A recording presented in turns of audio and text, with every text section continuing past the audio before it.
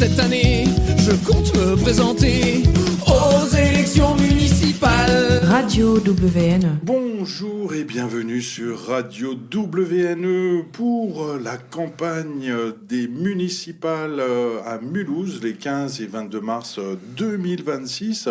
Nous recevons en ce lundi 9 mars 2026 Salah Keltoumi, bonjour. Bonjour à vous et à tous vos auditeurs. Qui est la tête de liste lutte ouvrière, le camp des travailleurs. Et nous avons autour de ces micros Elif Tunsel, bonjour. Bonjour. Et Camille Alm. Bonjour. Pour interroger notre candidat du jour, Salah Keltoumi. On va peut-être commencer par te présenter. Qui es-tu? Que fais-tu? Raconte-nous si tu veux bien. Donc j'ai 57 ans, je suis ouvrier à l'usine Stellantis Mulhouse, ex-Peugeot, enfin toujours Peugeot, dans la tête de beaucoup de Mulhousiens. Et avant cela, je travaillais à l'usine Citroën, qui fait partie du même groupe, à Aulnay-sous-Bois, dans le 93, l'usine qui a fermé. Donc voilà, j'ai fait comme un tas de travailleurs qui viennent de différentes régions de France, ou du monde d'ailleurs, de plusieurs continents, qui suit un peu, qui va là où il y a du travail. Donc voilà, je suis ici un peu par, j'allais dire, voilà, c'est les chemins du travail qui m'ont emmené ici, mais voilà. Mais j'étais déjà militant quand j'étais en région parisienne, militant pour l'organisation Lutte ouvrière. Je suis communiste depuis l'âge de 15 ans. Voilà, et je suis militant ouvrier dans les usines depuis l'âge de 19 ans. Et syndicaliste aussi? Je suis syndicaliste, oui, je suis syndicaliste. Alors, je viens pas parler au nom, je tiens à le préciser, j'ai pas de mandat pour parler au nom de la CGT, voilà. Mais je suis délégué CGT à l'usine de Mulhouse. Mais je viens ici en tant qu'ouvrier et puis militant politique, militant communiste. Donc tu as totalement remplacé Julien Wojtine, qui était en 2020 le candidat lutte ouvrière au municipal et délégué syndical à l'usine Peugeot. Je ne le remplace pas. Nos forces s'additionnent. Parce que le camarade Julien Wojtine, il fait partie de notre liste, voilà, et il milite toujours à mes côtés. Plus dans l'usine, mais il milite encore en tant qu'ouvrier. Il s'est lancé dans la pâtisserie, mais voilà, le camarade est toujours dans l'organisation. Et d'ailleurs, en fait, le problème, c'est pas Julien Wojtine ou moi. D'ailleurs, on pourrait parler de ma colistière, qui est une camarade qui travaille à la mairie. Voilà, Nathalie Mulot. Donc ça aurait pu être elle, et puis peut-être que la prochaine fois ça sera elle ou un autre. Mais ce qui compte le plus, c'est que notre liste, elle est composée de travailleurs et de travailleuses, de jeunes étudiants. Il n'y a aucun professionnel de la politique. Moi, vous savez, après ces élections, de toute façon, je suis à l'usine, je retournerai à l'usine. Ma camarade Nathalie Mulot retournera dans ses bureaux, voilà, en tant qu'employé. Puis nos camarades qui cherchent du boulot, ils continueront à chercher du boulot. Puis ceux qui travaillent dans le privé ou dans le privé ou dans le public. Voilà, donc c'est une liste de travailleurs et de travailleuses. Il n'y a pas de notable, c'est un choix. Il n'y a pas de professionnel de la politique, c'est un choix. On fait tout fonctionner dans la société. On est au début, au milieu, à la fin de chaque chaîne de production, dans la chaîne de la santé, dans la chaîne de l'approvisionnement en eau, en électricité, dans les transports. Voilà, il n'y a pas de raison que ceux qui font fonctionner toute la société, ils n'aient pas le droit, donc on a le droit, on a même le devoir de participer à ces élections, de faire entendre une autre voix. On ne peut compter que sur nous-mêmes, voilà, pas sur ceux qui nous promettent des choses, d'élection en élection, et ceux qui ont décidé de défendre le camp du patronat, de la bourgeoisie. Voilà. Alors, on a la chance, Salah Keltoumi, d'avoir dans ce studio deux jeunes femmes, Camille et Elif, qui vont découvrir lutte ouvrière et peut-être même... Connaissent déjà peut-être, non ? Peut-être, en tout cas la révolution, elles connaissent celle de 1789. Elif? Moi j'ai une question, vous avez dit que vous êtes communiste depuis l'âge de 15 ans, mais c'est quoi être communiste ? Le communisme, je ne l'ai pas inventé. Et le communiste, il y avait des idées communistes, y compris des gens qui disaient qu'il fallait mettre en commun toute la société, toutes les richesses de la société, tout le travail qui a été fait dans la société. Il y a eu ce qu'on appelait des socialistes utopistes, des gens qui pensaient justement à une société qui soit pas basée sur l'exploitation de l'homme par l'homme, qui voulait une société beaucoup plus égalitaire, donc y compris au temps de la Révolution française. Et puis l'intellectuel qui a vraiment, j'allais dire, mis ça sur le papier en écrivant un programme vraiment pour la classe ouvrière du monde entier, c'est Marx. Donc voilà, c'est un marxiste, un communiste, révolutionnaire. C'est un intellectuel, c'est pas quelqu'un qui est issu d'un milieu pauvre, mais c'est un Allemand, voilà. Et puis il était accompagné d'Engels et puis d'autres. Et puis leur problème, c'était de se dire, cette société, elle est inégalitaire, mais ces sociétés de riches et de pauvres, ça a toujours existé, mais sauf qu'il y a des particularités dans les sociétés. Elles changent de temps à autre, et puis il y a des mouvements sociaux qui font que ceux qui sont à la tête, à un moment donné, on leur coupe la tête, enfin je dis ça entre guillemets, mais en tout cas on s'en débarrasse, on change de société, c'est ce que la bourgeoisie a fait en 1789, avec la puissance de la population, de la paysannerie à l'époque. Et voilà, donc Marx il voit ça, il se dit mais voilà, la bourgeoisie a pris le pouvoir, mais en prenant le pouvoir, elle développe un tas de choses, elle développe le capitalisme, elle développe les routes commerciales, elle développe l'industrialisation, elle développe un mode de circulation financière, un mode d'industrialisation, etc. Mais elle développe aussi de plus en plus une inégalité et elle crée ce qu'on appelle une classe sociale qui est le prolétariat. Donc c'est un prolétariat qui est à l'origine soit artisan, soit originaire de paysannerie. Donc on fait comme en Angleterre, on va piquer, les terres des paysans, on les expulse et puis on les envoie dans les villes. Et puis dans les villes, on les force à travailler, y compris dans ce qu'on appelle des workhouse, des maisons de force où on les fait travailler. Et puis ceux qui mendient, on les pend. Voilà, c'est toute l'histoire aussi de la classe ouvrière en Angleterre, mais y compris en partie en France. Et ils voient cette classe ouvrière se développer, voire une classe bourgeoise de plus en plus riche, avec un développement de plus en plus important à l'échelle du monde. Et puis d'un autre côté, une classe ouvrière qui se développe, qui grossit, mais c'est des 15 heures, 12 heures, 16 heures de travail par jour. C'est des enfants qui travaillent, c'est des femmes qui travaillent, c'est des travailleurs qui vivent pas très longtemps, qui meurent avant 30 ans, qui vivent dans des conditions exécrables. Mais en même temps, cette classe ouvrière, elle se laisse pas faire. Voilà, elle se laisse pas faire. Elle se bat déjà pour ses propres revendications. Et Marx, il a le génie de comprendre que c'est cette classe qui va pouvoir changer complètement la société, comme la classe bourgeoise l'avait fait par rapport aux féodaux, par rapport aux aristocrates. Voilà, c'est cette classe d'avenir qui, elle, n'a rien à perdre dans cette société parce qu'elle a que sa force de travail pour vivre et elle n'a aucun autre intérêt dans cette société. Donc, voilà, il va miser sur cette place justement pour renverser le capitalisme, pour renverser cette bourgeoisie. Voilà, donc il va miser dessus. Et le communisme, c'est quoi ? Le communisme, c'est on produit pourquoi ? Pourquoi on produit dans cette société ? On produit, ceux qui produisent, ceux qui décident de produire, c'est ni moi qui suis à l'usine, ni le copain qui transporte des ouvriers, ni celui qui transporte des minerais ou qui travaille dans le pétrole qui va décider de pourquoi ou pas ou en quelle direction il produit ou il transporte ou autre chose, ou il vend. Non, c'est pas lui qui décide. Ceux qui décident, ce sont ceux à qui appartiennent les entreprises, ceux à qui appartiennent l'économie. Donc les grands patrons, ils décident de tout, ils organisent le travail en fonction du profit. Donc qu'est-ce qui est utile ? Moi je vous pose la question, vous êtes jeune, est-ce que fabriquer des bombes c'est utile ? Est-ce que c'est utile à l'humanité ? Est-ce que moralement c'est utile à l'humanité ? Vous allez me répondre non, vous avez bien raison, vous répondrez ce que vous voudrez, mais en tout cas moi je pense que non. Et pourtant dans cette société on va fabriquer des missiles, on va fabriquer des bombes, ils s'en servent actuellement pour deux choses. Pour faire la guerre, pour récupérer du pétrole ou des minerais ou autre chose comme en Iran, etc. Pour asseoir un ordre social, l'ordre de l'impérialisme notamment américain, c'est lui le plus fort. Et aussi parce que vendre des armes, ça rapporte du pognon.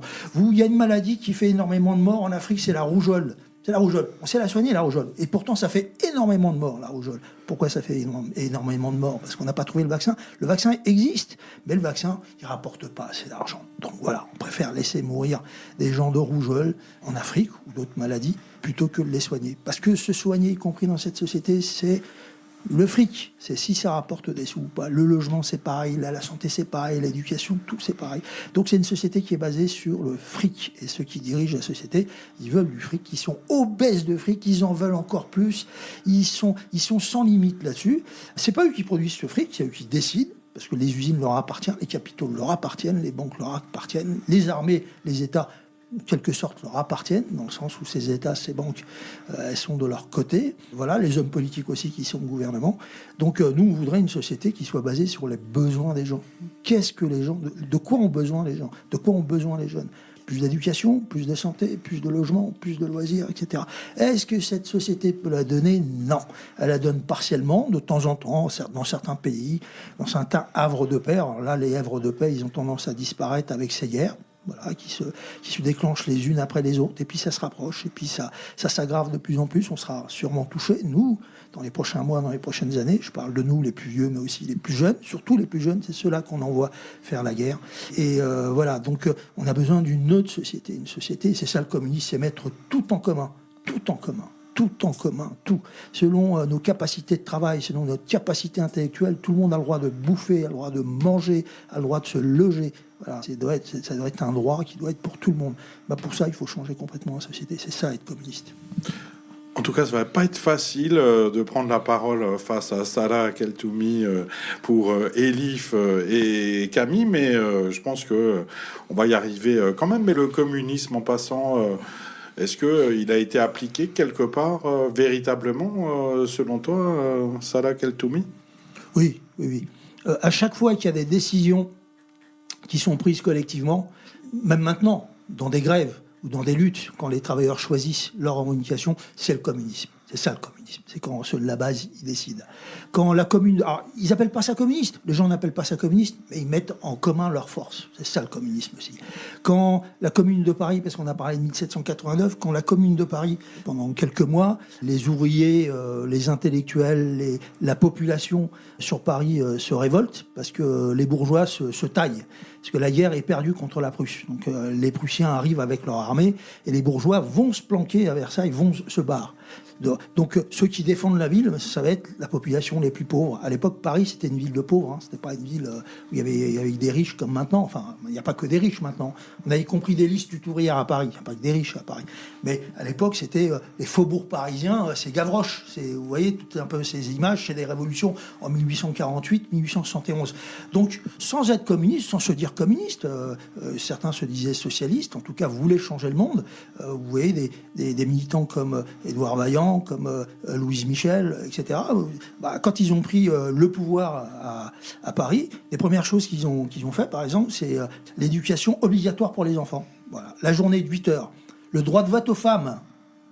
Impressionnant, hein. Le droit de vote en femmes, c'est après 45 ici en France. En 1870, les Parisiens, les pauvres Parisiens, ils ont imposé, pas la démocratie, parce qu'ils l'ont décidé entre eux, ils ont imposé le droit de vote aux femmes. C'est impressionnant, ça. Ça, c'est être communiste. Ils ont donné le droit de vote aux étrangers. Voilà, tu travailles à Paris, tu vis à Paris, tu payes des impôts, tu es utile à la société, tu n'exploites personne, on vous donne le droit de vote. Donc il y a un certain nombre de travailleurs pendant la commune qui avaient le droit de vote, donc tout se décidait, c'était des sortes d'assemblées, c'était des discussions, Alors ça n'a pas duré longtemps parce que la bourgeoisie, les gens en place, ils détestent quand ce sont ceux d'en bas qui décident. Et surtout quand ceux d'en bas montrent qu'une autre société, c'est possible, et puis s'organisent pour changer la société. Alors ils ont été massacrés, voilà. Donc vous pouvez aller, quand vous irez à Paris, vous irez devant le mur des fusillés de la commune de Paris. Ils ont été plusieurs dizaines de milliers à être massacrés.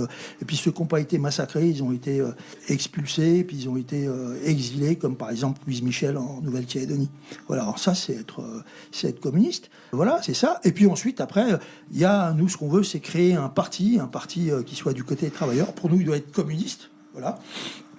Communiste et révolutionnaire, un peu comme le Parti communiste russe. Alors, Parti communiste russe, je sais que ça fait bondir beaucoup de gens. Les bolcheviks, oui, nous, on se réclame des bolcheviks, on se réclame de Trotsky, on se réclame de Lénine.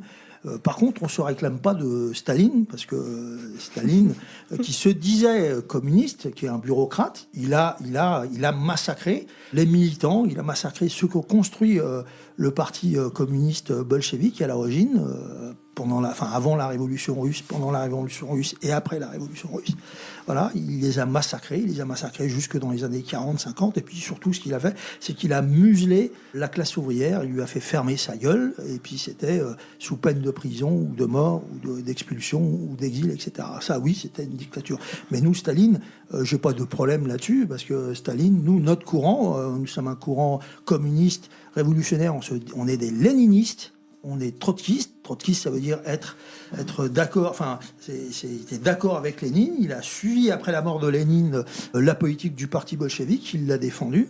Et être trotskiste, c'est défendre toutes les traditions de lutte du parti communiste bolchevique russe. Alors oui, là, je m'en réclame tout à fait. Et Trotsky, d'ailleurs, notre courant, on se dit trotskiste, on a été aussi longtemps pourchassé. Trotsky a été assassiné au Mexique. Et y compris, on a un camarade à nous qui était à l'origine de notre organisation lutte ouvrière, qui après la Seconde Guerre mondiale, qui a été assassiné lui aussi par des nervis staliniens. Donc voilà, il y a eu aussi des nervis staliniens, y compris en France, dans le Parti communiste français, donc qui nous, y compris, nous faisait fermer notre gueule dans les usines, dans les quartiers, là où on militait. Donc nous, on a toujours milité pour changer la société. On a toujours défendu le communisme, mais en disant que le stalinisme, c'était pas le communisme, c'est pas du tout le communisme. Mais le Parti communiste français n'est pas communiste, selon toi? Ça fait longtemps qu'il l'est plus. Il l'était au début du siècle. Justement, le Parti communiste, d'où vient son histoire? C'est avec la Révolution russe, comme la Révolution française d'ailleurs. La Révolution française, elle a eu une importance, pas seulement en France, mais dans le monde. Ça a été aussi des idées qui se sont propagées en Allemagne. D'ailleurs, Marx lui-même, il a été influencé par les révolutions françaises. Alors, le plus impressionnant dans la Révolution française, c'est quand on voit les masses. On nous parle de Danton, on nous parle de Robespierre. Je ne sais pas qu'ils n'avaient pas d'importance, ces militants importants. Mais ce qui avait plus d'importance, c'est comment la population s'est mise elle-même à faire de la politique, à se réunir, comment des illettrés, comment des paysans, comment des ouvriers des quartiers, des artisans ont commencé à se dire on peut changer la société. C'est ça le plus important dans la Révolution française. Alors tu m'as posé une question, excuse-moi. Le PC, oui. Alors le PC, il s'est créé parce qu'il y a eu la Révolution russe. Voilà, il y a eu une influence de la Révolution russe. Il y a eu des partis partout dans le monde, en Asie, en Europe, en Afrique, qui sont nés après la Révolution russe. Ça a été vraiment un tremblement de terre, mais un tremblement de terre dans le sens important, mais positif. Tremblement de terre en général, c'est pas toujours positif, mais c'était très, très positif au niveau politique. Donc il y a beaucoup d'ouvriers, de travailleurs qui regardaient vers l'URSS en disant si les travailleurs en URSS ont pris le pouvoir, s'ils ont chassé le tsar, s'ils ont chassé un régime féodal, un régime autocratique, une dictature, la Russie à l'époque, on appelait ça la prison des peuples. Voilà. Donc ils ont chassé ceux qui étaient à la tête de la prison des peuples. Voilà. Ils l'ont libéré, ils ont donné y compris le droit des peuples à disposer de leur liberté ou pas, etc. Donc voilà. Donc il y a eu la création, les travailleurs français ont regardé, voilà, c'était un espoir. Mais en même temps que le Parti communiste en Russie, sa politique devenait stalinienne, en même temps que les travailleurs en Russie faisaient de moins en moins de politique, en même temps, en France, le Parti communiste français, lui aussi, il est devenu nationaliste. Être communiste, c'est être internationaliste. Être communiste, c'est être contre les frontières. Il y a un moment donné où le Parti communiste français, il était contre les frontières. Il était pour abolir les frontières. Il était pour abolir les nationalités. Ce qu'il disait, c'est travailleurs de tous les pays, unissez-vous. Voilà, quel que soit son pays, etc. À partir du moment où le Parti communiste français, comme tant d'autres, est devenu nationaliste, a préféré défendre le travail en France, les usines en France, nos frontières, c'est-à-dire se mettre derrière la bourgeoisie et l'État français devant un intérêt commun qui est national. Oui, le Parti communiste, il a arrêté d'être communiste. Camille, une question pour notre invité Salah Keltoumi.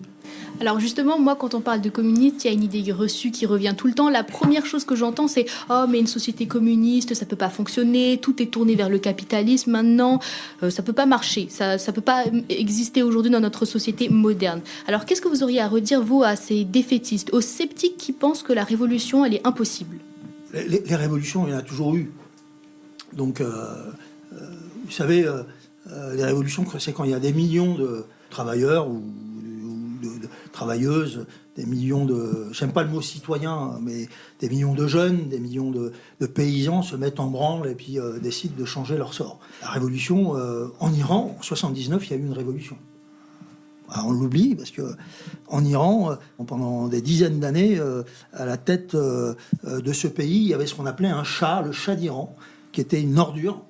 Bon, voilà, là, on parle de son fils comme étant quelqu'un de démocratique. Ben, son père, il ne l'était pas, et son fils ne le sera pas non plus. Et c'était un dictateur qui régnait d'une main de fer, avec une police secrète, avec des prisons, de la torture, etc., etc. Et puis qui travaillait avec l'impérialisme américain. L'Iran, c'est marrant parce que partout où vont les États-Unis, partout où ils libèrent une population, partout où ils veulent libérer une population pour la démocratie, partout où ils trouvent du pétrole. Marrant, partout où ils font ça, ils trouvent du pétrole. Bon, voilà. Donc à l'époque, voilà, c'était un allié des États-Unis. Voilà, mais c'était une ordure. Donc en 79, il y a eu une révolution, les masses sont levées. Bon, cette révolution, elle a donné malheureusement, après cette révolution, c'est pas cette révolution qui a donné, mais c'est en tout cas ceux qui ont pris le pouvoir après cette révolution, c'est ce qu'on appelle les mollahs. Mais ça aurait pu être différent parce que c'était déjà une révolution sociale, parce que les gens quand ils se battent pour avoir une meilleure éducation, avoir le droit de parler, avoir le droit de l'ouvrir, avoir le droit d'avoir des journaux, avoir le droit de se syndiquer, de faire grève, etc. Avoir le droit le droit d'avorter, le droit pour les femmes, le droit, enfin, etc. Le droit de vote, le droit, voilà, etc. Et ça, c'était aussi des choses qui existaient pendant la révolution en 79 en Iran. C'était pas voilà. Donc, alors des révolutions, il y en a tout le temps. Est-ce qu'elles vont jusqu'au bout ou pas? Voilà. Donc des révolutions. On peut y croire ou pas y croire. Des fois, ça n'arrive jamais dans une vie. Puis des fois, il y en a qu'on... Voilà. Nous, notre génération, elle n'en connaîtra peut-être pas. Mais peut-être que la génération d'après, elle en connaîtra. Mais c'est pas parce que j'en connaîtrai pas ou c'est pas parce que j'en ai pas connu qu'il y en aura pas. Il y en a. Ça, c'est le mouvement de l'histoire. Vous en avez toujours. Il y a eu plusieurs révolutions en France. Je parlais de 48, je parlais 70 à Paris, c'était une révolution. En 89, c'était une révolution. Et voilà. Et puis, bon, voilà. En 17, il y en avait une. Et puis, voilà. Il y en a des révolutions. Oui, avec les siècles, ça dépend pas de nous. 1870, 1848. Oui.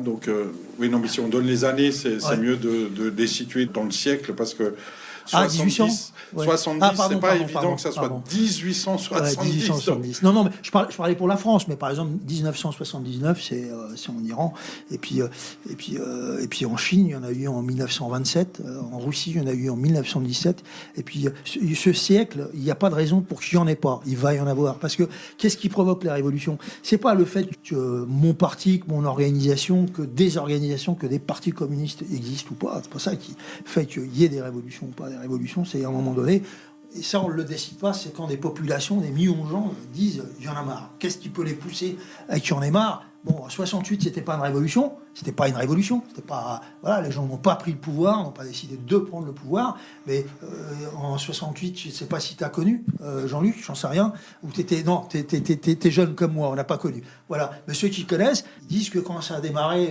à la fac, c'est aussi, dans une fac, c'était pour une histoire de mixité, parce qu'il y avait un bâtiment de filles, il y avait un bâtiment de garçons, des fois ça peut commencer, voilà, ce qui peut déclencher, voilà. Mais les grosses révolutions, c'est la révolution russe, un des déclencheurs de la révolution russe. Alors, il y en avait déjà eu, il y avait eu 1905, 1917, mais à un moment donné, c'était la guerre, la Première Guerre mondiale, et les gens avaient faim, les paysans y étaient dans les tranchées, le pays était dans un état de délabrement tel, c'était aussi la dictature, et puis il y a eu des femmes qui sont allées demander du pain dans des boulangeries, puis il n'y en avait pas, et puis les femmes ont commencé à manifester, et puis ça a commencé aussi par les femmes. Et puis les ouvriers des quartiers, les ouvriers des usines les ont rejoints en disant bon bah voilà, elles ont raison, elles défendent notre pouvoir d'achat, puis elles défendent le fait de pouvoir vivre décemment, manger décemment, etc. Alors ils avaient en face d'eux des Cosaques, ils avaient en face d'eux des soldats, des policiers qui étaient prêts à tirer, qu'on tirait. Mais voilà, les révolutions, c'est quand les populations on arrive à un tel point que de toute façon, voilà, il n'y a plus rien qui peut les arrêter. Voilà. Alors ça a toujours existé. Tu as déjà lu le bouquin Spartacus? Non, absolument bon, bah pas. Voilà. Alors tu peux lire le bouquin de Spartacus, je te le conseille, c'est un roman que je prête, que mon camarade prête, c'est Spartacus, d'Howard Fast, voilà, et où on te raconte une véritable histoire. C'est l'histoire d'une révolte d'esclaves sous l'Empire romain. Donc comment ces esclaves, ben voilà, on avait marre. Alors ça commence par des gladiateurs dans un coin, puis il va y avoir une armée d'esclaves qui vont se lever contre l'empire de l'époque qui était l'Empire romain. Donc voilà. Donc ça date pas d'aujourd'hui. Donc il y en aura toujours des révoltes. Des révolutions, des révoltes, c'est pas ce qu'ils font. Et comment est-ce qu'un pays qui se revendique comme communiste, pour vous, ce serait quoi la manière dont l'économie devrait fonctionner ? Puisque avec le capitalisme, le but, c'est évidemment le profit, plus de profit, comme vous l'avez déjà dit, mais le communisme, c'est comment l'organisation économique ? Alors, je réponds juste un peu, parce que j'ai pas tout à fait répondu quand même à ta question tout à l'heure. Ceux qui disent que, est-ce que le système capitaliste, il est plus viable ?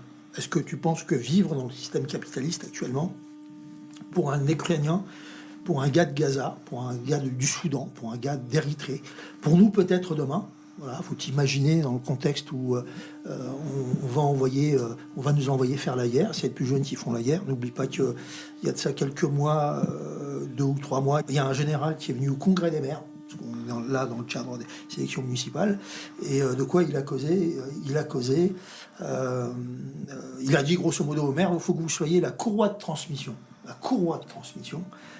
des futures guerres. C'est-à-dire que les futures guerres, on aura besoin pas seulement de rafales, mais on aura besoin de jeunes pour aller faire la guerre. Voilà. Donc il fallait que les jeunes, vous aidiez à faire comprendre aux jeunes qu'il va falloir qu'ils se sacrifient. Donc les jeunes, actuellement dans le système capitaliste, on leur dit qu'il faut se sacrifier pour le travail. On leur dit que si tu veux un bon boulot, si tu veux une réussite, il faut que tu fasses des études, on fasse plein d'études. Puis si tu n'y arrives pas, il faut que tu t'accroches. Et puis si tu t'accroches pas, il faut que de toute façon, il n'y a pas de la place pour tout le monde. C'est la concurrence entre jeunes. Donc il va falloir que tu piques la place à celle qui est en face de toi ou toi à la place de celle qui est en face. Parce que de toute façon, il n'y a pas assez de place. Donc c'est la concurrence. C'est la concurrence. C'est ce qu'on propose là dans cette société. C'est ce qu'on propose dans cette société pour les jeunes, c'est la précarité. Bon voilà, ça c'est en France. Mais le capitalisme, la société capitaliste, c'est seulement la France. C'est le reste du monde. C'est ce qui se passe actuellement. Voilà. Donc, est-ce que vous pensez que le système capitaliste, il est bien ? Est-ce que vous pensez qu'il a de l'avenir ? Est-ce que vous pensez que le siècle dernier, c'est Première Guerre mondiale, Deuxième Guerre mondiale, des guerres coloniales, des massacres partout, etc. Bon, c'est ça le système capitaliste ? C'est la seule chose qu'il a apporté ? C'est la concurrence entre les entreprises, c'est la concurrence entre les travailleurs, c'est ça. Donc quand on me dit le communisme c'est pas viable, on n'a jamais essayé. Enfin, on a essayé un peu en Russie, mais en Russie on a essayé quelques années et puis ensuite après ça s'est pété la gueule pour différentes raisons. Parce que le communisme ça peut pas exister dans un seul pays. Le problème de l'URSS, c'est que l'URSS était isolé. L'URSS s'est fait attaquer quand même. L'URSS des travailleurs et des paysans qui ont pris le pouvoir, les paysans, ils ont récupéré les terres qui n'étaient pas eux, enfin, ils travaillaient dessus, c'était des féodaux, c'était des riches qui leur disaient, vous travaillez pour moi, les paysans, ils ont dit, nous, cette terre, on y travaille de génération en génération, on la récupère. Ils l'ont récupérée. Et les travailleurs, ce qu'ils ont fait, c'est ils ont récupéré les usines. On a dit, on va faire tourner les usines, mais pour les biens de la communauté, pour les biens du quartier, pour les biens de nos familles, pour les biens des travailleurs. Et c'est pas au service des patrons, voilà. C'est ce qui a été fait. Sauf que si tu fais ça seulement à l'échelle d'un pays, si tu es entouré, si tu fais ça dans un monde qui est capitaliste, voilà, c'est pas possible. Et d'ailleurs, c'est ce qui s'est passé, c'est que des armées européennes, après la Première Guerre mondiale, ont été envoyées en Russie. Donc une des premières choses qu'ont fait les travailleurs et les paysans, les pauvres, qui ont pris le pouvoir en Russie, c'est de se défendre contre l'armée française, se défendre contre l'armée anglaise, se défendre contre l'armée allemande, se défendre contre l'armée, voilà. De Gaulle, un de ses premiers faits d'armes, il était à la tête d'une compagnie de chars, puis il allait faire la guerre contre des travailleurs et des paysans russes. Voilà. Donc quand tu es isolé, donc là, le capitalisme, tu ne peux le concevoir qu'à l'échelle de la planète. Il n'y a pas un pays dans le monde qui n'est pas capitaliste. Il n'y en a pas un seul. L'économie, elle est partout. Si tu veux une économie communiste, c'est-à-dire une économie basée sur les échanges, sur le travail de tous, en fonction de ses besoins, en fonction de ses possibilités, de ses capacités, il y a besoin d'échanges entre les pays, mais des échanges qui ne soient pas faits entre...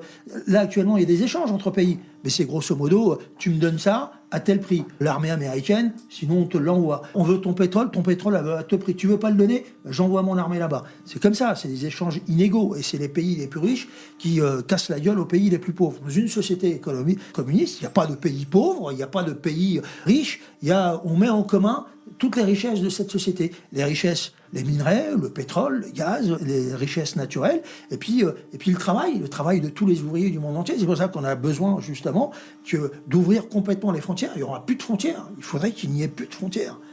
Plus de frontières. Il faudrait que tout soit échangé. Est-ce que Salah Kheltoumi a répondu à ta question, Camille? Oui, merci beaucoup. C'est beaucoup plus clair maintenant. T'es sûr? Certaines, oui. Le communisme, c'était quelque chose d'assez flou. T'es devenu communiste, alors? Non, je rigole. Oh là, il faudrait que je me renseigne un peu plus. Non, je rigole. Alors, d'ailleurs, juste, je vous dis ça comme ça, je l'ai dit tout à l'heure à une radio. Le communisme, c'est pas, je dis pas que c'est une idée qui est simple, mais c'est une idée qui est pas. J'aime pas ce qui est à la mode, parce que ce qui est à la mode, souvent, c'est une histoire de fric. Ce qui est à la mode, des fois, c'est ce qui rapporte.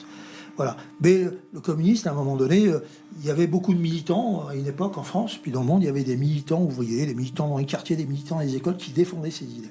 Bon, on est une minorité à le faire. Bon, ce qui fait que nos idées, pas grand monde les connaît. Ou alors, quand on les connaît par les caricatures. Et c'est pas à l'école qu'on t'apprend ce que c'est que le communisme. Non, à l'école, on t'apprend l'histoire des vainqueurs. Et les vainqueurs sont les capitalistes à l'école. Donc c'est une école, c'est une éducation un peu particulière. D'un pays à l'autre, c'est une éducation un peu particulière. C'est pas un enseignement où on t'apprend qui est Jules César, on t'apprend qui est Louis XIV, on t'apprend qui est Ramsès II, on t'apprend pas qui a construit les pyramides, qui a rapporté, qui a fait vivre tout un pays en travaillant dans les campagnes, qui a produit des machines. On t'apprend pas tout ça. L'histoire des ouvriers, on t'apprend l'histoire des riches, et parce que c'est les riches qui dirigent le monde, etc. Donc pour le communisme, c'est pareil. Donc moi, ce que je vous conseille, vous êtes jeune, ce que je conseille aux jeunes qui nous écoutent, et d'étudier le marxisme, d'apprendre ce que c'est que le marxisme. Et la meilleure façon d'apprendre ce que c'est que le marxisme, c'est bien sûr de discuter avec des militants luthériens. Donc quand vous en croisez dans les lycées ou à l'extérieur, quand on va un journal, n'hésitez pas à venir nous voir et discuter avec nous. Mais aussi lire de votre côté. Et donc il y a un bouquin qu'il faut lire, il y en a plein, hein. Mais lisez le manifeste du Parti communiste. C'est un livre, c'est le programme, c'est mon programme aussi aujourd'hui. Encore aujourd'hui, c'est mon programme. Je suis complètement d'accord avec ce qui est écrit dessus. Et c'est un bouquin qui a été écrit il y a plus de 200 ans par Marx. Voilà, il est encore d'actualité. Et c'est un programme pour transformer la société et puis pour renverser ceux qui sont au pouvoir. Voilà. Et ça explique pourquoi, ça explique comment la société tourne, comment elle s'est construite et comment on peut la changer. Voilà. Il est plus digeste que le Capital de Karl Marx, que à peu près personne ne lit jamais, même si on en parle tout le temps. Une question Moi, j'ai une question. Je pense que les Français, ils en ont marre en général, parce qu'il y a de la précarité. Même si on n'est pas sous une dictature, les lois qu'on veut pas, ça passe avec le 49.3. Mais pourquoi on se révolte pas? Pourquoi on fait rien? À ton avis, pourquoi on se révolte pas? Les grèves, moi, j'en fais pas, mais les profs, ils en fait et ils en font. Mais ça bouge pas avec les gilets jaunes. On a vu, ça bouge pas. Je sais pas. Comment on peut justement renverser le gouvernement, si vous voulez? Les gilets jaunes, moi, j'étais pas gilet jaune, mais ce qu'ont fait les gilets jaunes, d'une certaine manière, c'est de se poser. Il y a eu une hausse des prix, puis les salaires sont bloqués. Des gens qui ont des petites retraites, des gens qui sont isolés dans les petites entreprises ou qui sont retraités. Il y a eu un ras-le-bol général. Le ras-le-bol a eu lieu en même temps, mais il a eu lieu en même temps qu'il y a eu une hausse des hausses importantes des prix, alors que les salaires et les allocations étaient bloqués, qu'il y avait même tendance, quand elles sont bloquées, elles baissent. Donc il y a eu ce qu'on appelle une révolte, la révolte des Gilets jaunes. Moi, je trouvais ça bien, dans le sens où, pour la première fois, des gens qui n'avaient pas l'habitude de manifester, de se réunir et de décider entre eux, l'ont fait. Voilà. Alors, les limites des Gilets jaunes, c'est que là où ils auraient pu faire mal, là où est-ce qu'on aurait pu faire mal, là où le nœud du problème est, c'est là où tu travailles. Avec les Gilets jaunes, il n'y avait pas de grève. Il n'y a pas de grève dans les entreprises, parce que ceux qui décident, quand les prix augmentent, ce qu'il faut, c'est que ton salaire, il augmente. Et pour que ton salaire, il augmente, il faut se battre, puis il faut aller chercher de l'argent dans les poches du patronat. Et ça, c'est pas ce que les Gilets jaunes voulaient faire, la plupart des Gilets jaunes. Nous, on avait des Gilets jaunes dans l'usine, mais nous, ce qu'on a appelé, c'est, en disant que le problème, c'est pas de bloquer les ronds-points, le problème, c'est d'occuper les usines, et puis d'arrêter la production. Et arrêter la production, c'est de peser sur l'économie des patrons, en leur disant voilà. Et puis voilà, ça c'était, mais c'était positif quand même, parce qu'il y a des gens qui n'avaient pas l'habitude de discuter entre eux, etc. Dans chaque mouvement, il y a des choses positives. Alors, on gagne pas toujours dans les mouvements. Moi, la plupart des mouvements que j'ai faits, j'ai perdu. Et alors, ça m'a. T'apprends sur. Je dis pas que je suis content de perdre. Hein. On a perdu sur la retraite. On a perdu. Moi, j'étais dans une entreprise. On s'est bagarré contre les licenciements.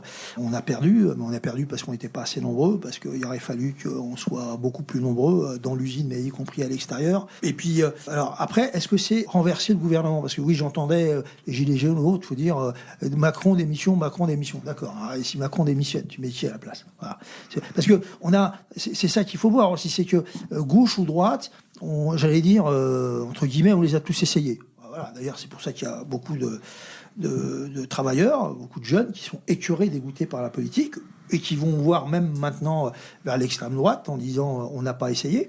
Mais tous ceux qu'on a eu à droite et à gauche, ils ont mené des politiques avec des baisses dans la fonction publique, blocage des salaires, fermeture d'usines, et puis des lois contre les travailleurs. Tu pars beaucoup plus tard à la retraite, t'es beaucoup moins payé, etc., etc. Pas d'embauche chez les enseignants, au contraire, suppression de postes, enfin tout ce qui arrive. La santé, c'est pareil, etc., etc. Et ça écœure un peu les travailleurs et les travailleuses, et les gens se sentent un peu... Ils se disent, on s'est battu pour la retraite, on a perdu. On s'est battu là-dessus, gilets jaunes, on a perdu. Alors, on a perdu. Alors ça démoralise. Bien sûr que ça démoralise. Peut-être aussi que pour l'instant, il y a moins de bagarres, moins de luttes. C'est aussi parce qu'il y a le chômage qui pèse. C'est que ceux qui ont du travail, ils se disent, d'ailleurs c'est le discours des patrons, ou le discours des gouvernements, ou le discours des intellectuels qui disent vous avez déjà quelque chose, vous savez, ailleurs c'est pire. On vous baisse la sécu, plus de frais, mais c'est pas grave parce que aux États-Unis c'est pire, dans tel pays c'est pire. Pareil, on nivelle vers le bas. Vous avez un boulot, bon, écoutez, pensez aux chômeurs. Et puis de toute façon, vous n'êtes pas content, mais il y en a 10 qui vous remplacent. Il y a toute cette pression, voilà. Et puis on montre aussi les jeunes, parce que comme il y a des jeunes en face de moi, à chaque fois que les jeunes ils lèvent le petit doigt, ou à chaque fois que les jeunes ils ouvrent, là il y a pas longtemps, il y a des jeunes sous forme de boutade, mais c'est bien, c'était rigolo, c'était bien. Ils ont fait une énorme piñata par rapport à la police. Oh, qu'est-ce qu'on n'a pas entendu sur les jeunes, voilà, insolents, voilà, c'est pas normal, voilà, c'est pas normal qu'on donne des subventions à ces jeunes, pas normal. Voilà. Bon, par contre, tout cela, ils nous disent que les jeunes, va falloir qu'ils marchent au pas. Alors pour l'instant, le service civique, c'est pour aller à la radio, des choses voilà, utiles, voilà. Mais ce qu'ils voient, c'est demain l'encadrement, d'abord moral et ensuite après militaire des jeunes pour aller faire la guerre. Donc tout ça, ça pèse énormément. Laissez parler la jeunesse. Est-ce que vous avez envie de poser des questions à Salah Keltoumi? Alors, vous n'êtes pas obligé de me poser des questions, vous pouvez me dire aussi ce que vous en pensez. Hein. Alors, ce que j'en ai pensé jusqu'à maintenant, c'est vrai que le communisme, c'est quelque chose que vous avez raison, on n'a que peu étudié en cours, et la plupart du temps, c'est surtout pour le diaboliser par rapport à Staline, etc. On fait passer les communistes pour les grands méchants de l'histoire. Et cependant, il y a un sujet qui, moi, particulièrement me tient à cœur, je ne sais pas pour toi, Elif, c'est le féminisme. Et justement, il y a une branche du communisme qui s'appelle le féministe marxiste, avec notamment sa grande figure, la militante Angela Davis. Est-ce que vous avez un point de vue sur le féminisme marxiste? Moi, quand on me parle de féminisme, le premier nom qui me vient, c'est pas Angela Davis. Voilà. C'est moi, ce qui me vient en esprit, c'est plutôt Clara Zetkin ou Rosa Luxembourg, ou je disais beaucoup plus loin Louise Michel. Voilà. 1917, voilà. Les femmes ont le droit de vote. Voilà. Les femmes... En Union soviétique? Oui. 1917. Voilà. Avec la Révolution. On ne parle pas de la Russie, on parle de la Révolution. Les femmes ont le droit de vote. Bon, voilà. Donc ça, c'est... voilà. Donc moi, le féminisme, on ne peut pas le défendre. On ne peut pas le défendre, le droit des femmes. Allez, si on peut défendre. Mais je veux dire, si on n'est pas contre le système capitaliste, si on n'est pas pour la destruction du système capitaliste, les femmes, elles seront traitées comme elles sont traitées maintenant. Voilà. Elles sont traitées comme les migrants, elles sont traitées comme les jeunes par rapport aux vieux. Voilà. Elles seront discriminées au travail, dans la vie de tous les jours, parce que le système capitaliste, il fait que de toute façon, il faut diviser dans le monde du travail. Il faut diviser les travailleurs, la population. Il faut la diviser. Le féminisme, au début du siècle, dans le mouvement ouvrier, c'était de dire que les femmes doivent avoir le même salaire que les hommes. Qui n'était pas le cas, ce qui n'est toujours pas le cas. Moi, je travaille à Mulhouse, les femmes sont payées moins que les hommes. Voilà. Pourtant, c'est un grand groupe qui reçoit des subventions. C'est valable partout. Hein. Mais, voilà.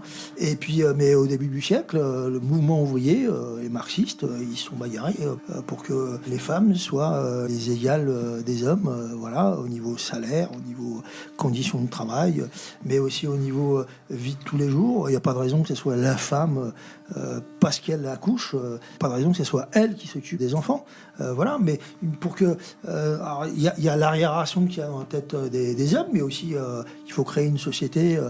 Par exemple, en Russie, je vous donne cet exemple, en 17, malgré les difficultés de la guerre civile, c'est là où le pouvoir bolchevique, le pouvoir des travailleurs et paysans, ont créé les premières crèches. Voilà, pour justement qu'on puisse s'occuper des enfants, que ce soit quelque chose qui soit fait par la société en général, et puis pas par la femme toute seule dans son appartement, dans sa maison, en plus de ses tâches ménagères, en plus de machin, en plus de ceci, etc. Donc ça c'est quelque chose que la société doit prendre en main. On pourrait peut-être quitter l'Union soviétique, en 1917, la Russie plutôt, et revenir à Mulhouse en 2026 pour ces élections municipales. Lutte ouvrière, Salah Keltoumi, dont tu es tête de liste pour les élections municipales de Mulhouse les 15 et 22 mars 2026. En fait, ça sert à quoi de se présenter ? Est-ce que vous voulez changer les choses à Mulhouse, ou c'est que le monde entier qui doit basculer? Qu'est-ce que vous voulez faire à Mulhouse? Il n'y a pas de havre de paix. Il n'y a pas de village d'Astérix. Voilà. Et puis quand il y en aura de moins en moins. Alors, il y a des villes riches. Vous allez à Neuilly, la ville de Sarkozy, voilà, il y a beaucoup moins d'HLM, beaucoup moins de quartiers pauvres. La ville est beaucoup plus riche, voilà, et même quand les riches là-bas payent des taxes foncières, voilà, ils peuvent faire beaucoup plus de choses dans leur ville. Des villes ouvrières comme Mulhouse, il y a de moins en moins de pognon, il y en aura de moins en moins. Donc les choix, de toute façon, même si on est un maire, j'allais dire entre guillemets, sincère, qui a envie de faire des choses, de toute façon, à part augmenter les taxes foncières et puis choisir à qui il donnera son argent au niveau des subventions, il pourra pas faire grand-chose. Voilà. Alors, c'est pas qu'on n'a pas de programme sur Mulhouse. Si on avait des choix à faire, si on était élu, on aurait des choix à faire. On les ferait avec, de toute façon, la population. Quand c'est une minorité qui décide à la population, quand c'est une minorité qui décide de choisir la place de la majorité, ça pose toujours des problèmes. C'est comme à l'usine, hein, on décide à la place des travailleurs. Dans une mairie, souvent la mairie décide à la place des travailleurs, etc. Or, qu'est-ce qu'on ferait ? Bien sûr qu'on donnerait plus de subventions aux associations, bien sûr que c'est la culture qu'on prioriserait, bien sûr que c'est les logements sociaux qu'on mettrait en priorité, bien sûr que c'est la santé qu'on mettrait en priorité, bien sûr que c'est l'augmentation des salaires de ceux qui travaillent dans la fonction publique, dans la mairie qu'on mettrait en priorité, bien sûr. Est-ce qu'une mairie a les moyens de faire tout ça ? Elle a les moyens politiques, si elle voulait, d'être aux côtés de tous ceux qui se battent pour ça. Voilà, d'agréger les luttes, et puis de pousser aux luttes, et puis de solidariser des luttes, et puis de défendre, d'être le relais de la population. Mais alors on a le même programme partout. Mulhouse n'est pas une ville particulière. On nous parle, Mulhouse, c'est une ville où il y a très peu de médecins qui viennent s'installer, et puis beaucoup de médecins qui partent à la retraite. C'est pareil partout, c'est pareil à Strasbourg, c'est pareil à Paris, c'est pareil partout. Au niveau de l'enseignement, au niveau des quartiers, c'est pareil. Je veux dire que nous, on a 240 listes en France. Alors, c'est dans des villes moyennes et grandes. Voilà, ça peut aller Grenoble, Saint-Étienne, Lyon, quelques arrondissements de Paris, Strasbourg, Colmar, Ensisheim. Voilà, c'est plus petit, mais on a aussi une liste là-bas. Partout, on a pu faire des listes. Voilà, on a le même programme partout. Voilà, parce qu'on pense qu'il n'y a pas de différence entre eux. D'ailleurs, moi qui travaille à Mulhouse, moi qui travaille dans une usine à Sausheim, dans l'usine, on est des gens qui viennent de toute la planète, on est plus de 50 nationalités. Il y a des gens qui ne travaillent pas qu'à Mulhouse, il y a des gens qui travaillent partout. Voilà. Et quand on discute avec les salariés, partout, ils vous disent qu'ils ont des problèmes de salaire, de logement, ils ont des problèmes de santé, de soins, et puis ils ont un gros problème, c'est l'avenir de leurs enfants. Alors ça, est-ce qu'on peut ne pas en parler ? Alors, il y a des maires qui ont décidé de ne pas forcément en parler dans leurs élections. Alors c'est un peu beaucoup d'hypocrisie, je trouve, parce que c'est les mêmes qui des fois soutiennent les gouvernements en place.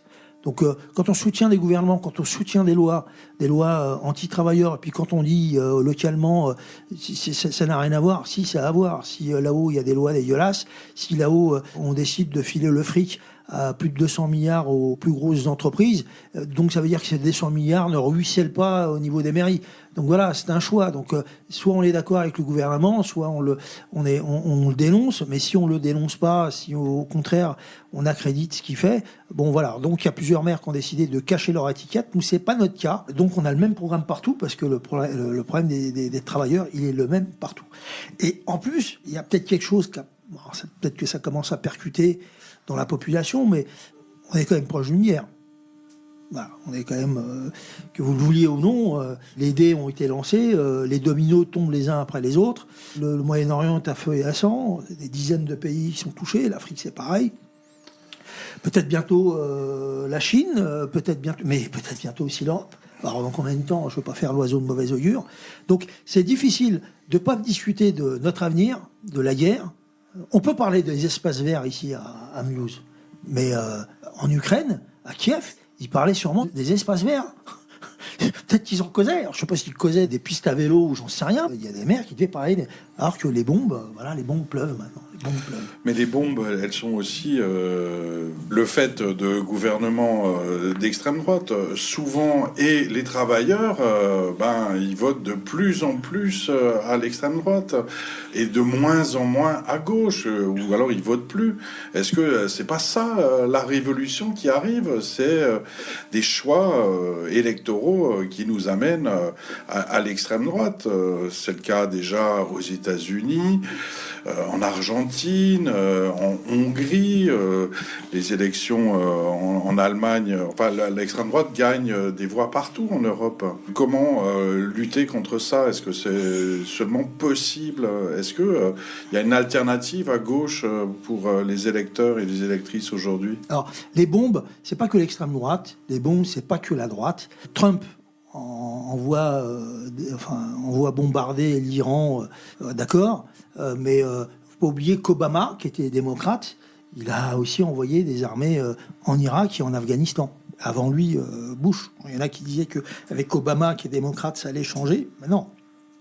La politique, c'est une politique du système, c'est pas une politique d'un homme ou des hommes, c'est le système capitaliste qui est comme ça. Quand on arrive à gagner économiquement à coup d'OPA, à coup de vente, à coup de concurrence dans tel secteur d'économie, on le fait, mais à un moment donné, quand il faut des minerais et quand il faut se les accaparer, si le pognon, la finance, les banques, ça suffit pas, on va se les accaparer par les armes. Et voilà. Et on va arriver doucement vers la fin de cette émission, mais peut-être qu'Elif... tu as une dernière question à poser à Salah Keltoumi de Lutte ouvrière? Non, mais je pense devenir communiste. Ah faut qu'on discute. Non, mais elle rigole beaucoup en disant ça. Tu rigoles beaucoup en disant ça ou? Ah, d'accord. Bon. Et Camille, est-ce que tu aurais envie encore d'échanger avec Salah Keltoumi? Alors non, mais je vous remercie vraiment énormément pour la quantité d'informations que vous nous avez données, puisque je vous avoue que le communisme, j'y avais jamais prêté plus d'attention que cela. Et même si le féminisme est quelque chose qui m'intéresse énormément, je ne m'étais jamais penchée non plus sur le féminisme marxiste, mais j'adhère énormément aux idées à de nombreuses idées dont vous avez parlé. Il faut continuer la discusce. Non, mais ce que je veux dire par là, c'est que ce serait dingue de pas discuter de ce qui peut nous tomber sur la gueule dans les mois prochains. Alors, la campagne électorale, elle est faite aussi pour ça. Parce que le problème des campagnes électorales, c'est quand des militants professionnels vous disent « Faites-nous confiance, votez pour nous, on va changer les choses pour vous ». On pense que... D'ailleurs, on le voit élection après élection, ça ne marche pas. Ça ne marche pas. Et donc, il faudrait que la population, les travailleurs, prennent leur vie en main, prennent les choses en main, parce que jusqu'à maintenant, tout ce qui a été fait, ça va contre leur intérêt. Alors, c'est pas simple, parce que ça veut dire faire de la politique. Alors, pareil, on nous a mis dans la tête que faire de la politique, c'est pendant les élections, c'est ceux qui se présentent. Alors, nous, le fait qu'on arrive à monter une liste avec plus de 55 travailleurs et travailleuses, des gens qui, pour certains, n'ont pas l'habitude ou ne sont jamais forcément posé des questions de travailleurs, mais qui se sont dit, voilà, par les temps qui courent et puis parce qu'ils nous tombent sur la tête, eh bien oui, il faut défendre un programme qui défende nos intérêts. Voilà. Le fait de le faire, c'est une démonstration, c'est dire que c'est possible, voilà. Et puis il faut le faire, on n'a pas le choix. Donc la politique, ça ne s'arrête pas aux élections législatives, c'est un épiphénomène. Les élections municipales, c'est un épiphénomène comme toutes les élections. Voilà, on fera nos comptes, on verra les évolutions, y compris dans le pays. Mais ce qui compte, c'est que dans la jeunesse, parmi les travailleurs, les travailleuses, parmi les chômeurs, parmi les étudiants, beaucoup se disent le monde, il va mal, il va aller de plus en plus mal. Qu'est-ce qu'on peut faire pour le changer ? Voilà. Mais ça dépend de nous, si on fait de la politique ou pas. Alors nous on pense que c'est en construisant un parti communiste révolutionnaire qu'on arrivera à trouver les ressorts pour changer cette société. Mais en tout cas, c'est des questions qu'il faut se poser. Voilà. Et c'est ce qui est le plus. Voilà. Donc c'est ce qu'on défend dans toutes les élections, et c'est ce qu'on défend dans ces élections aussi, et y compris municipales, malgré tout les reproches qu'on peut avoir. Et oui, la révolution est en marche, du moins pour Salah Keltoumi, notre invité tête de liste lutte ouvrière, le camp des travailleurs, pour les élections municipales des 15 et 22 mars 2026 à Mulhouse. Et donc, voter pour lutte ouvrière n'amènera peut-être pas la révolution, parce que y a, malheureusement pour vous, il n'y a pas de score incroyable à attendre. Donc, c'est en dernier mot, la révolution, on y arrive comment si ça passe pas par les élections ? Oh, ça passera pas par les élections. Vous verrez, la révolution, vous la ferez, on la fera, ou vous la verrez. La révolution, elle arrive, des fois, on s'y attend pas. Par contre, quand elle a lieu, la révolution, oui, il faut qu'on la prépare en avance, on peut la préparer. Qu'est-ce qu'on va y défendre dans cette révolution ? Qu'est-ce qu'on va y défendre ? Voilà. Est-ce qu'on pense qu'il faut remplacer Macron, il faut mettre quelqu'un qui de mieux que lui, plus à gauche, plus à droite, voilà. Voilà. Dans cette révolution, il faut que les travailleurs, les travailleuses, ils prennent le pouvoir. Nos concurrents, ce sont ceux qui dirigent cette société. Et ceux qui dirigent cette société, ce sont les Pinault, les Bolloré, les Bettencourt, tous ces grands patrons. C'est eux qui font la loi et le beau temps. Donc c'est à eux qu'il faut prendre le pouvoir. C'est à eux qu'il faut prendre en main l'économie. Donc voilà, alors ça on peut en discuter avant. Voilà, mais la révolution, elle aura lieu. Je serai peut-être plus là, vous serez peut-être plus là, mais en tout cas des jeunes vont la connaître forcément. Merci beaucoup Salah Keltoumi, tête de liste lutte ouvrière, le camp des travailleurs au municipal de Mulhouse. Merci Camille, merci Elif, et rendez-vous merci Jean-Luc, bientôt pour la suite des interviews, entretiens autour des élections municipales qui ne changeront rien pour lutte ouvrière, mais peut-être pour les autres. Si, elles peuvent changer des choses pour lutte ouvrière, bien sûr. Bien sûr, le fait de connaître des jeunes, le fait de connaître du monde, on construit le parti à travers aussi les élections. Donc tous ceux qui veulent discuter avec nous peuvent le faire. Voilà, ils ont les moyens puis ils peuvent nous trouver dans les cages d'escalier ou sur les marchés ou autres. On a une presse aussi, Voilà, on essaie de faire connaître aussi notre presse.